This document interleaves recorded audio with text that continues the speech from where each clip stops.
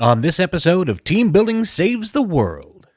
A push and pull a little bit between employees and organizational leaders. And I think both are doing so in good faith, right? Right. When we give our employees a voice, they're going to be integral and, kind of have that buy-in into shaping our culture. Then what you see is about year 2 or 3, you start to what I've lovingly started to call the pit of despair, which is about 2 or 3 years into that employee life cycle.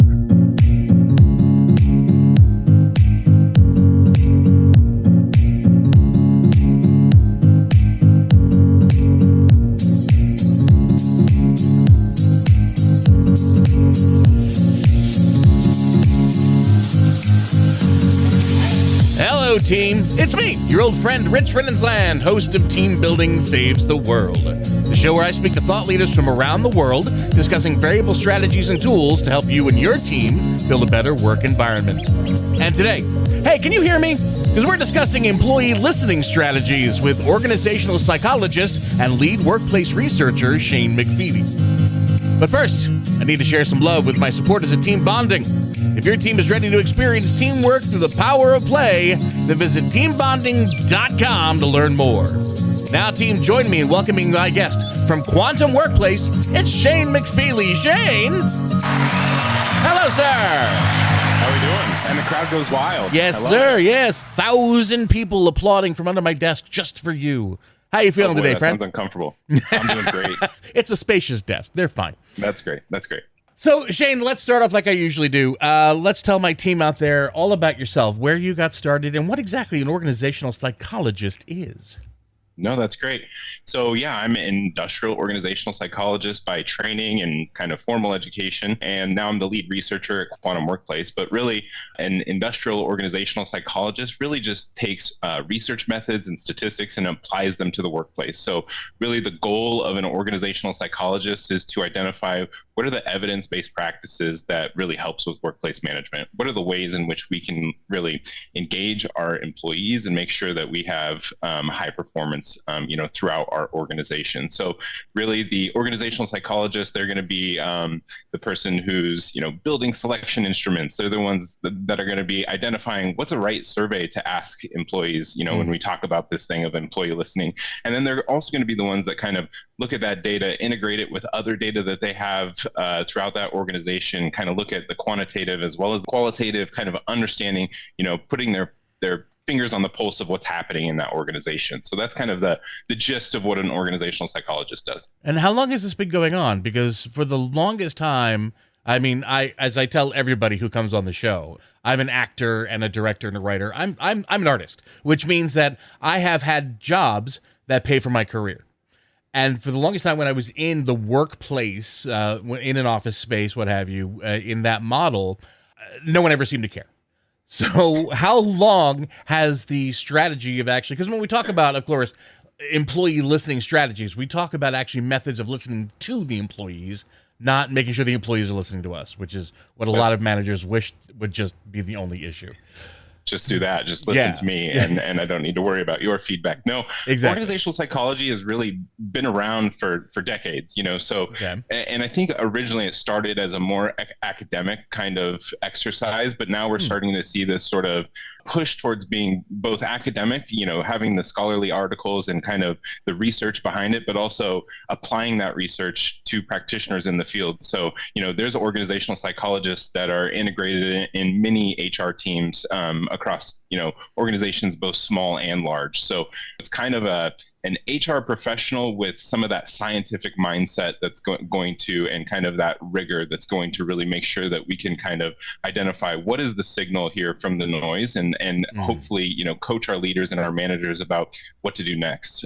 So I think they've been around but I agree with you that, a lot of the perception is that not a lot of folks care about this, the work stuff and how employees feel about it. And so, I think we're trying to really turn the tide on some of those perceptions. Okay. And you mentioned surveys. I understand that as an old school methodology for finding out where your employees stand. Are there any better methods that have come about, or do you still personally like to go back to the surveys? So I think, surveys are an important, and I'd say, kind of a foundational part of what I consider a comprehensive employee listening strategy. Okay. But what you're going to also have in there are things like one-on-one meetings with your manager and your employees. It's going to be that meeting that you have where you're setting goals for what we're going to do, identifying those barriers as well. Part of it is also, pulse surveys, being able to identify certain demographics at certain kind of moments that matter. When is the right time to kind of deploy a short, quick, efficient survey that's going to get us just the information that we need? So Right. I see it as, more than surveys, because, that's just the start of it. And Sure. Really the part where I think things kind of start to go haywire is really following up on those surveys and kind of what to do next. Yeah, because I was going to say the next question is what's the difference, or how can you ascertain the difference between the employee who is answering as truthfully as they can in a survey and the employee who's giving you the answer they think the boss wants to hear? Yeah, no, and that is, an issue when it comes to surveys. So I think, a few things that I think organizations can do to make sure that they're getting the right signal and they're not just getting this kind of elevated noise or these kind of positive perceptions, tell me how good I am Right. as a boss or as a leader. So one is just kind of making sure that you have that trust all the way from leadership of starting with the why. Why are we doing these surveys? Why are we listening to employee feedback and voices? I think also having a little bit of confidentiality when it comes to those surveys, particularly for sensitive topics, making sure that feedback, if an employee is going to give you feedback, if they're going to go out of their way to say, here's where I think we can improve, here's where I think what's going well. If they're taking that time to do that, they need to see that you're following up on those surveys. They need to know that they're not going to have negative, retribution on them after those surveys, and that, kind of that, tall nail gets pounded down. You don't want those people who, probably care a lot about that workplace but just want to see it do better. Those voices aren't the ones that are kind of being kind of negatively impacted by those through confidentiality and then trust as well. Okay. And now we start getting into it. Why is a psychologist important in these kind of things? Is it those kind of factors, like figuring out how to actually tell or to create the safe work environment that we need psychologists involved? I think that's part of it. I think the psychologist, a really good one is really apt at psychometrics. So not every survey question is created equal. Some are more powerful than others. Some are more impactful. Some are more clear. Sometimes we get I've seen some surveys where you're like, okay, imagine the data comes back to us. What are you going to do about identifying where the problem is? Because the questions are worded so vaguely. So it's a lot. I think the real critical role of a psychologist in this whole employee listening thing is kind of aligning your kind of business challenges and opportunities with the survey, aligning the action with the results that we see, and then integrating that data with performance metrics. So identifying, how do these employee perceptions, how do they impact how they're performing in their job? How does it impact our return on investment in what we're doing in terms of employee listening as well as performance management? Where's that kind of ROI at?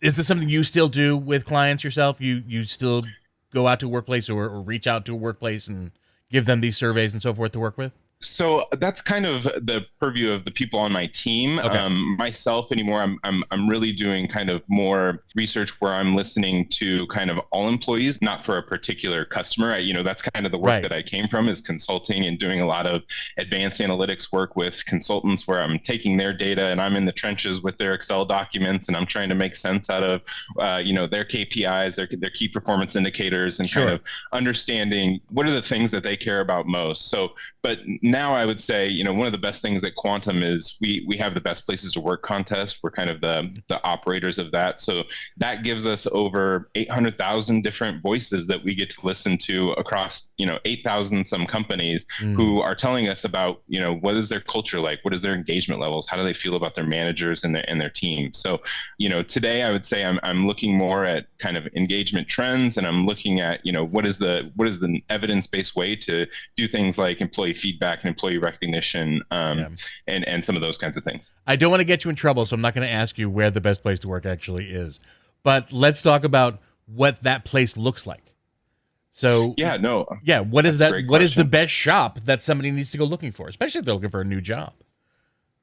Yeah, I think when you're thinking about what makes an organization a best place to work, I first look at their culture. I look Yeah. at, how are they being intentional with their organizational culture? How are those leaders getting involved in actively creating, being bought into that culture? When I look at something like a strong employee value proposition, an employee value proposition is essentially, if I'm going to, spend a lot of my time at an organization, what do I get back? So Right. for everything that I'm giving to my organization, what do I get back? Sometimes that's mission and purpose. Sometimes that's really good pay. Sometimes that's being recognized for what I do. Sometimes that's, being able to work with my friends in a fun environment. But each organization, I think, is very different on what their EVP is, or their employee value proposition. Yep. And so understanding, how do we make sure that we're kind of creating a magnetic culture that people want to be at and that top talent really stays at and retains. And I think that's been more important than ever as Great Resignation things are happening. And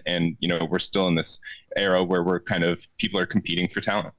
Are we still in the Great Resignation? I'm so glad you're here, because I've been meaning to ask this for 4 years now. Are we still there?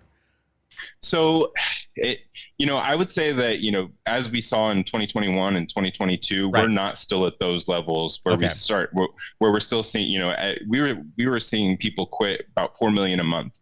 There during, a little bit more than that. And so this is actually this past month when the new BLS numbers came out. This is the first month where we've seen that number dip below 4 million quits in terms of that. So we're starting to come back down from the Great Resignation. We're still above pre-pandemic levels. We're starting to match that. But then if you go all the way back to like when I graduated undergraduate, that in the 08, 09 kind of Great Recession era, it was very low. So we're kind of, resignations are up from there, but we're still not in that great resignation moment. But where I say that there's kind of this tight labor market, we still have, twice as many job openings as available candidates that are looking for jobs. So this 2-to-1 ratio, if you look back to, like I said, when I graduated, that 6-to-1, we are in 2008, 2009, we had basically 6 applicants fighting over 1 open position in terms of how tight that labor market was. And so now it's kind of gone the other end, where we have more jobs than we have applicants that are actually looking for it. And so we're starting to see a little bit of rebalancing from where we were at in 2001 or 2021, 2022, but still tight. There were those people that were saying that the entirety of the one thing that the pandemic gave to us was a swing of power coming from the C-suites down to the employees. Is this your way of telling me that it's swinging back again? I think here's where I don't see it necessarily as a pendulum. A little bit of maybe this is the same thing, but I guess a push and pull a little bit between employees and organizational leaders, and I think both are doing so in good faith, right? Right. If you take one example like remote work, say, I think it comes from this movement of a lot of people in good faith say, I can be just as productive, if not more productive, at home and even save you some money. And then you also see kind of the pull from organizations saying, no, we need you in the office, and trying to identify the reasons why. And there are good reasons why folks should be in the office and collaborating and some of those kinds of things. So, I think there's going to continue to be this push and pull between workforce and organizations, and so we're just kind of seeing this dynamic play out. I don't know if I have enough information to say that the pendulum is going to swing back and forth and back and forth. Okay. Thank you. And it's just buzzing in my ear. I do have a question. I swear to God, we're going to come right back to it, but I need to step away just for a quick second. I hope you don't mind, Shane. Absolutely. Because I do need to tell my team out there about a company I am very proud to be a part of, Team Bonding. Team Bonding was founded over 20 years ago with one simple question: how can employees have a great time while fostering strong, authentic bonds between people who work together? No matter where your company is located, Team Bonding offers powerful, engaging, custom team building events designed to get the best out of your team anywhere in the world. They've created a catalog of innovative events using the power of play as a learning tool and tapping into the correlation of work and play. From scavenger hunts to Jeopardy and so much more, the team bonding of activities, be they live, virtual, or hybrid, maximize the impact of team building with an accent on fun. So visit teambonding.com to schedule your event now. Team Bonding, when you want seriously fun results. And we're back talking with Shane McFeely. We're talking about employee listening strategies, and, well, we've been talking about where the market is currently standing, and Shane, again, love having you here, but how does this research actually work? I mean, for example, share some of the insights that you've seen from research about the impact of the employee voice on organizational culture. Yeah, absolutely. So, when I run a research panel, and so part of that research panel, we get to hear from 1,000 voices every single quarter about a specific topic. So we're looking about, taking action on employee surveys. We're looking at kind of that cadence and, what is the right cadence for employee surveys. So I think one of the things that we know is that when we give people a voice, when we give our employees a voice, they're going to be integral and, kind of have that buy-in into shaping our culture. They're going to be able to say, because you have our input, I know that you respect me. You're kind of trusting and valuing that I have positive things or I have critical things that can go into the workplace. When I think about the research really around employee listening, one of the things that we've found is that people enjoy giving their feedback on surveys. It's not necessary, we don't see a whole lot of survey fatigue. What we actually see is a lot of people who are kind of tired of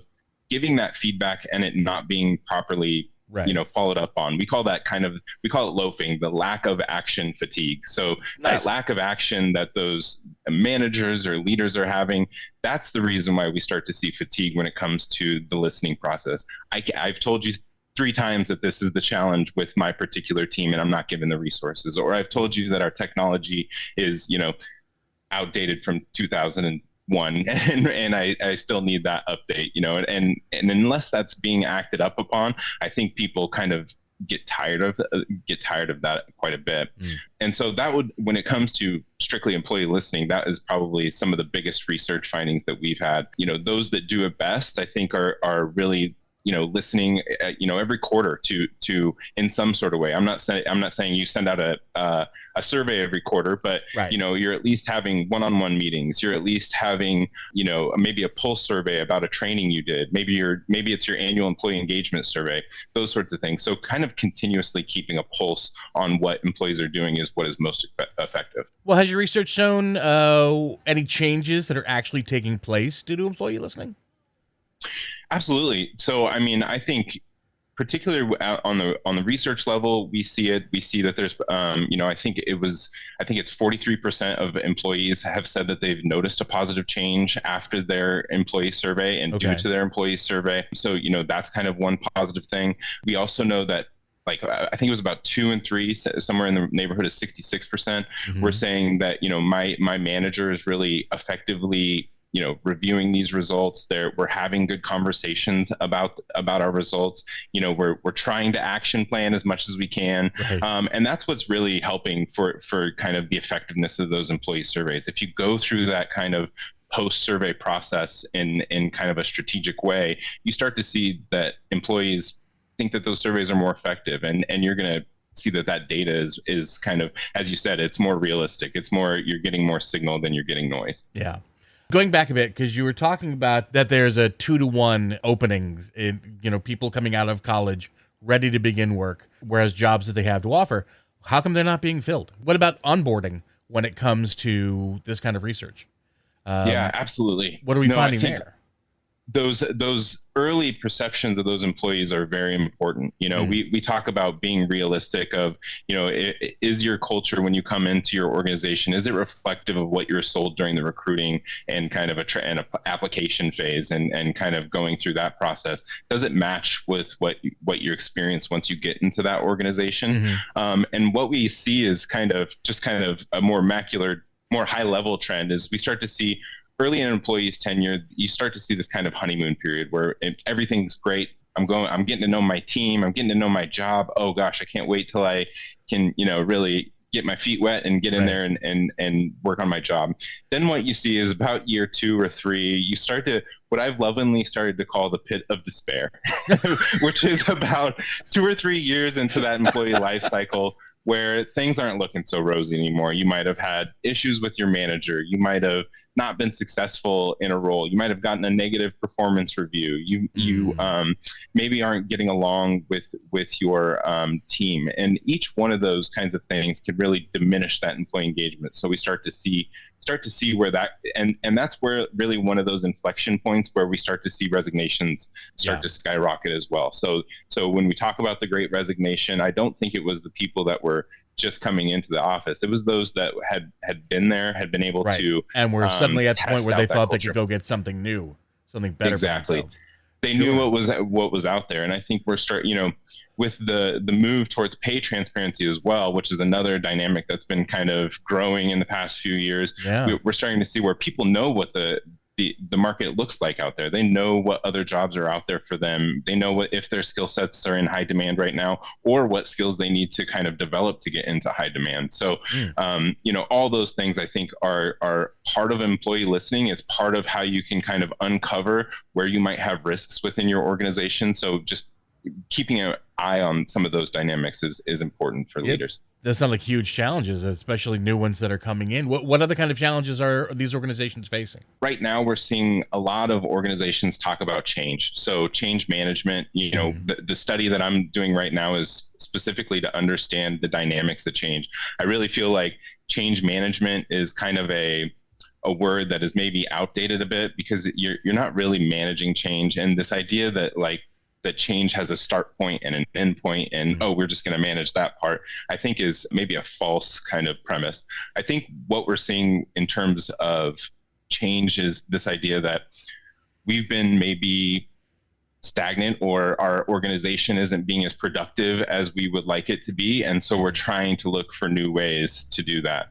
And I think those organizations that are kind of making those changes without that proper input, without that feedback from their employees, they're going to have misaligned change. And you're also going to have change that employees really aren't behind, because you're not communicating that why. You're not kind of getting that feedback about, here's the challenges to change. The second thing that I think that a lot of organizations are dealing with right now, and it kind of relates to some of these buzzwords that we're seeing, productivity paranoia and quiet quitting and all of those fun buzzwords.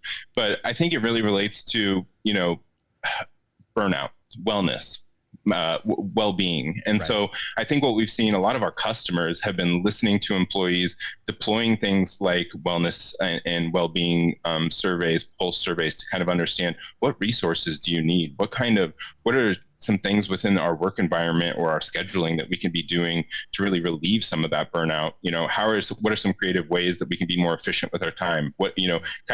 Honestly, that innovation by removal. So, what can we remove? And I'm just going to be just as productive as I was before. And so kind of identifying some of those, I think, is important to, getting those challenges. But for management, how is it best for them, or what can you give to them so that they can help find that balance, that letting the employee know that they're being listened to, that their needs are taken into consideration, but we still have a bottom line we have to meet every month? Absolutely. And that's that push and pull that I think I was talking about earlier. And I think that there's people are in good faith here. I think when employees are talking about, their own work-life balance or their needs outside of the workplace, they're coming from, a place of, kids need to get somewhere, I need to take care of my own health and well-being. But then we also, on the skip side of that, we also have managers who have things that need to get done. Right. And so I think one of the best things that managers can do is let their employees do their best, kind of get out of their way a little bit, identify, be there for barriers that are in their way, be there for resources and support that they need. But you hired those employees because they are the best on their team. I mean, ideally, right? Yeah. And so if you can get those employees on board with doing the things that they already know how to do, and kind of remove some of the bureaucracy, remove the meetings, remove the kind of the intrusive patterns of the workplace that aren't really leading to productivity, and let those employees kind of work. I think that's one of the best things that they can do. And then be there for the support, and kind of, you also, I think managers also need to protect employees from themselves. Some of Sure. those employees that are the most burnout are also the most engaged. Your most engaged employees, and when we talk about employee engagement, we're talking about the strength of the mental and emotional connection that employees have with their work, their team, and their organization. So all three of those need to kind of have that check in order for someone to really feel engaged. And so what we see is that those engaged employees are so passionate about what they're doing. They love their job. They're probably very good at it, that managers sometimes need to protect employees from themselves, signing up for everything, under the sun, and being able to have that reinforcer that's also going to say no for you a little bit too. So I think those are two great ways that managers can help. And what's your research showing on multi-generational in the workforce? Are we still seeing a lack of communication between, the greatest generation and the baby boomers down to the millennials and Gen Zs? Yeah, I think about their stage of life a little bit. When you think about kind of what those younger employees want in their career, they're really wanting a place where they can learn, where they can grow, where they're probably going to get their first paycheck. And so some of those needs and expectations are different for younger workers than it might be for older workers. Those older workers, I think they're probably a little bit trepidatious about the work right now. So this idea that we have more flexibility than ever, and some of that kind of stuff. I think older workers are really trying to get on board with that and some of those kinds of things. But so one of the things that this is maybe my own personal is when it comes to generations, I often think about generations in terms of stage of life, and not necessarily that there's something particularly different from baby boomers to millennials, because I was in the millennial group, and I've written a millennial report, so I'm right there with you. And I'm not here to say that generations don't exist, because I do think that it's an important dynamic. But I also think that you also need to treat employees kind of on an individual basis. So what's right for every millennial isn't going to be right for the next one, right? Sure. Same as baby boomers as well, or Gen X, or any of those folks. What about technology? Do you have any favorite tools you want to share with us about how to make sure that the information that's coming in from the employee is fresh? Yeah, absolutely. So I think that's one of the best things about technology is we're getting real-time feedback. When folks used to do this a couple decades ago, it used to be paper and pencil, and we're scanning Scantrons, and then it's a month later, and now that data's stale, and we're not sure what to do about it. So that's one of the best things about technology right now is it's real time.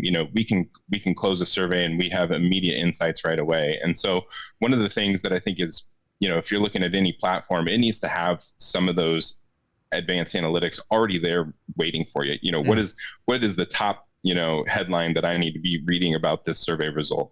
What are some of those correlations? If I look, do I have an easy way that I can segment my data and look at different groups, look at particular divisions or business units, and how they're or positions, how are they doing?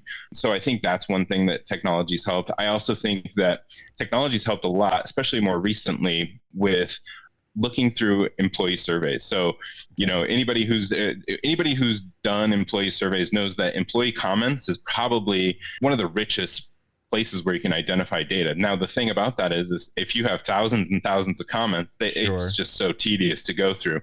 So AI has really helped that a lot in terms of being able to summarize some of those comments and get it down to bullet points, or the summary of here's what we're hearing by and large from the majority of the comments here. So that's been very helpful. And then finally, I think, just integrating different types of data. So, employee survey data alone tells you one side of the story, but the minute you can integrate that with something like key performance indicator data, or any type of productivity metric, or other things that are happening within that organization, maybe it's one-on-ones, maybe it's recognition, you can kind of identify, okay, look at these managers here who are having weekly one-on-ones. This is what's happening to the employee engagement on their teams. Here's what's happening to the retention on their teams.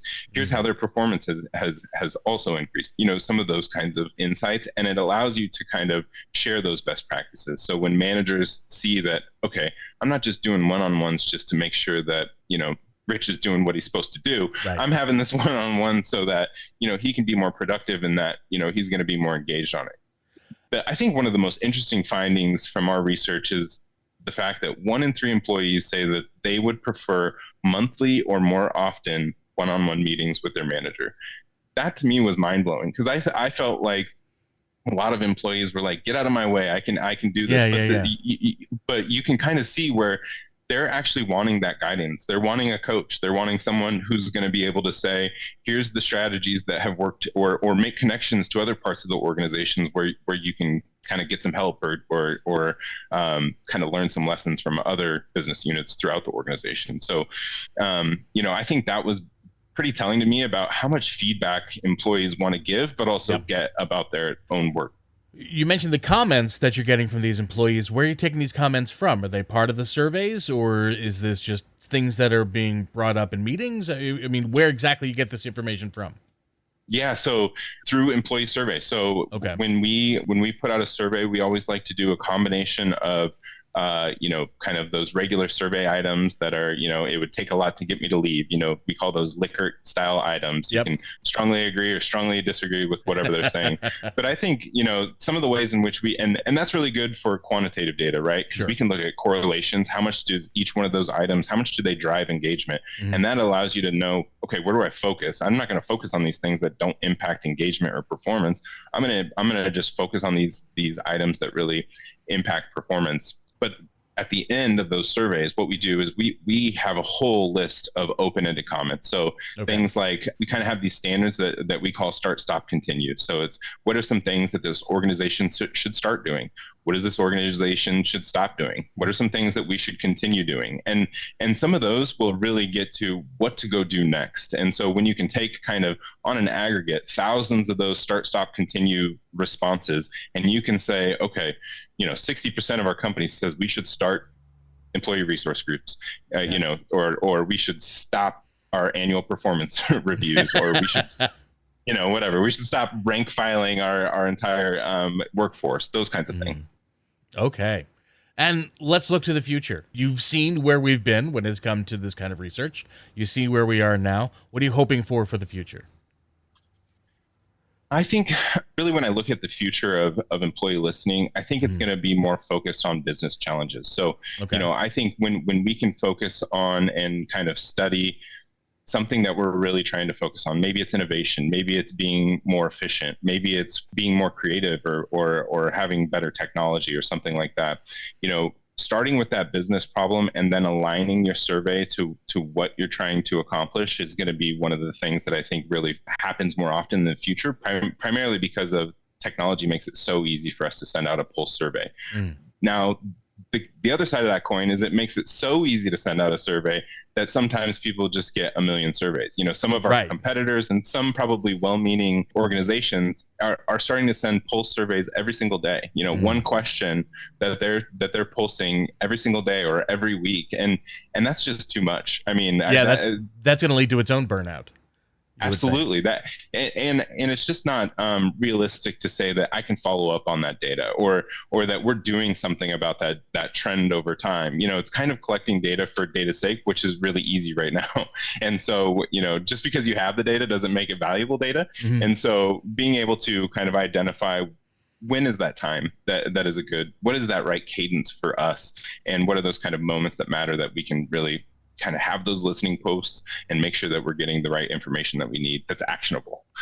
Do we hope that at some point in the future, that back and forth we had been talking about between the C-suites and the employees, that we can find a true north and just meet a comfortable medium between them?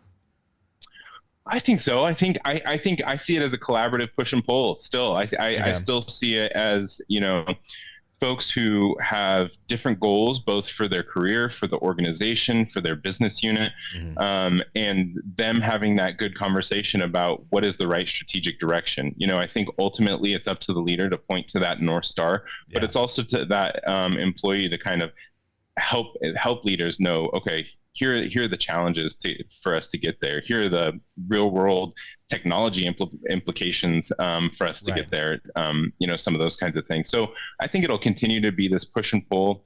I also think, the future will have, the AI that's happening. We're starting to see it right now. Our own Quantum Workplace, we're starting to integrate AI into our tool. Like I said, we have something called Smart Summaries that really takes all of the comments and is able to kind of identify what are those kind of 4 or 5 bullet points that you need to know from those comments, kind of almost in an instant. And before, that would have taken a team of folks and trainers to code and create categories and themes and those sorts of things. And I think AI is just going to make that easier. So I'm excited for that part. Okay. Not excited about the pulsing every week to figure out how everybody's feeling that particular week. Yeah. Once you've submitted your job report for the day, here's your poll. Yeah, exactly. It's more writing. In the beginning, you and I, in the pre-interview, we had talked about a gotcha question, and I've got it for you. You ready? Here's a big gotcha question. Has your research shown anything about the effectiveness of actual team building as a methodology, as a coming together of peoples? I think so. So this is a little bit of might be tangent to your question, but what we do see in terms of team building is that having a strong connection with your coworkers is critically important. We also know that fun at work, which isn't often talked about, is critically important to be engaged. Now, I wouldn't say that's the only thing. It's not going to be the thing that makes people engaged. In fact, if you've ever been to one of those team building exercises on a team that isn't necessarily engaged, it's quite toxic. I've been in an escape room before that I couldn't escape, and we never escaped, and I was afraid that we would never get out of that room alive.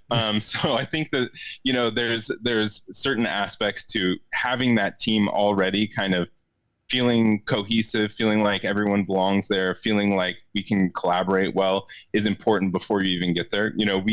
We also recently did a study on teams and teamwork. And one of the things that we found is that right now we have so many different types of teams. We have matrix, we have hybrid, we have some where I'm in the office, you're not, some, so geographically dispersed. And what we found is each one of those teams can have equivalent engagement, so long as some of those things are in place, like having connections to their team, feeling like they belong, feeling like they can count on their team members to really help them when they're kind of behind, or helping them, maybe show them the ropes and learn something new, kind of develop and expand their skills. So I would say, not directly tied to your question, but I mean, certainly this idea of having connection and having fun at work, I think is something that is critically important. And of course, when we think about employee engagement, team is a big component of that. That's one of the major 3 components. And you can't have an engaged employee unless they feel engaged about their work, their team, and their organization. Okay. You know what could have gotten you out of that escape room? A good facilitator.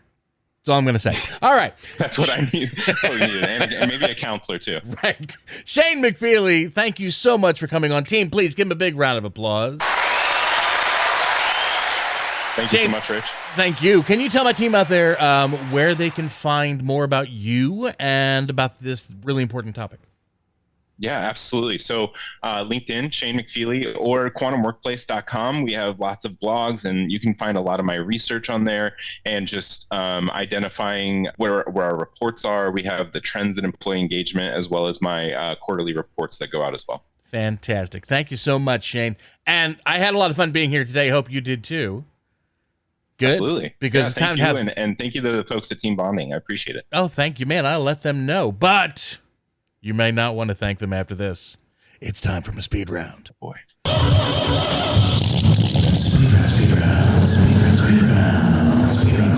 All right. Now, you told me that you've heard a couple of episodes, so you know all this is. I'm going to set some music that's going to play for about 60 seconds. That just keeps me in mind of how much time we have left. I'm going to ask you a series of completely innocuous questions. Your objective is try to answer as many as you can in the 60 seconds that I'm giving you. Now, if you're feeling at all competitive, we have 15 as the number to beat this season.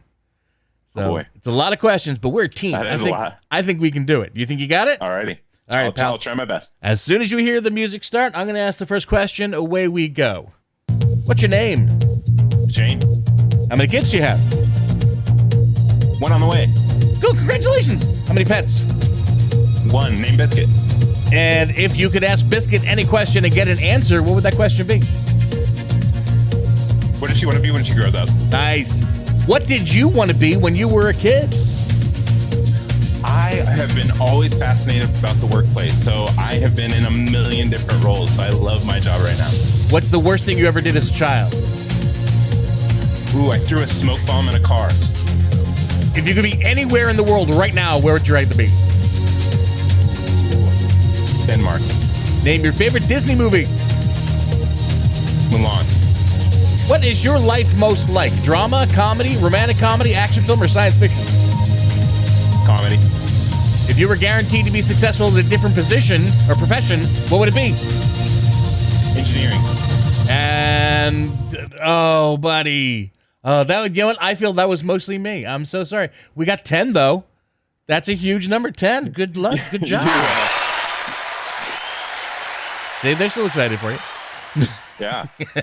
You stumped me with what does my dog want to be when it grows up? I don't know. Lassie, I suppose.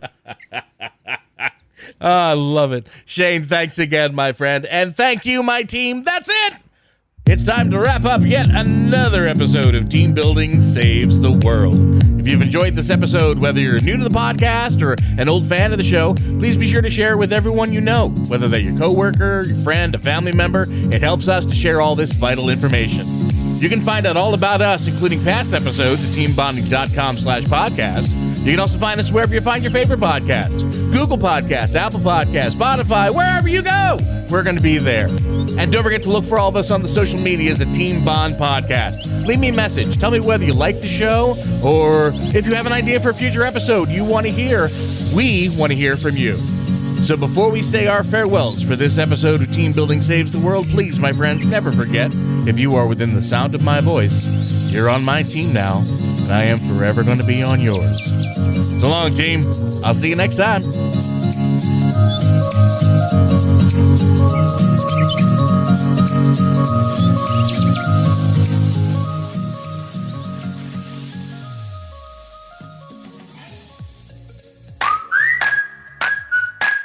It's been said that you learn more about a person in an hour of play than in a year of conversation. So why not put your coworkers to play with the help of the team at Team Bonding? Team Bonding was founded over 20 years ago with one simple question. How can employees have a great time while fostering strong, authentic bonds between people who work together? Their catalog of innovative events includes scavenger hunts, Jeopardy, and much more. Each activity, whether live, virtual, or hybrid, maximizes the impact of team building with an accent on fun. Visit teambonding.com to schedule your event now. Team Bonding, when you want seriously fun results.